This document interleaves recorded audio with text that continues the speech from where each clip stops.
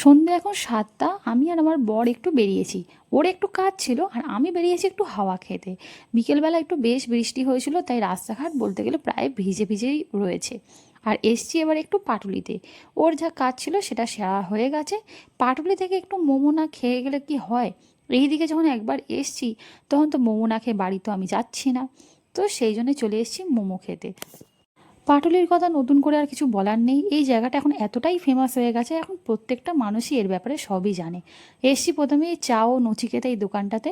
এখান থেকে একটু চা না খেলে আবার হবে না। এখানকার চাটা সত্যিই খুব ভালো করে। বিশেষ করে দেখেছি মিষ্টিটা খুব কম দেয়, খুব একটা মিষ্টি থাকে না। হালকা মিষ্টির উপরে চাটা কিন্তু খুব দারুণ লাগে। তো চাটা খেয়ে একটু ছবি টবি তুলে এসছি এবার এই মোমো ম্যান বলে দোকানটায়। এখান থেকে নেব একটু মোমো। তো আমরা চিকেন চিজ মোমোটা অর্ডার করেছি, কোনো ফ্রাইড মোমো নয়, এটা স্টিম মোমোটাই নিয়েছি। এটা ভীষণ ভালো লাগে। একদম প্রথমবার যখন এই পাটুলিতে এসেছিলাম, তো এই মোমোটা দিয়েই প্রথমবার পাটুলির মোমো খাওয়া। তো এত ভালো লেগেছিল, সেই থেকেই মুখে লেগে গেছে। মোমোটা আমরা এক প্লেটই নিয়েছিলাম, কারণ একটু এগ চিকেন রোল খাবো বলে। ওই যে মোমো ম্যান বলে যে দোকানটা, ওখানে এগ চিকেন রোলটা দুর্দান্ত করে। তো সেখান থেকে একটু রোল। আর এই পাটুলির কুলফি মালাই আইসক্রিমটা এত ভালো লাগে, একে তো আর ইগনোর করা যাবে না। আজকে যা খাওয়া দাওয়া করেছি, রাত্রে আর কিছু খেতে লাগবে না, এইটুকুনি শিওর। তো চলো আজকের মতো টাটা, বাই বাই।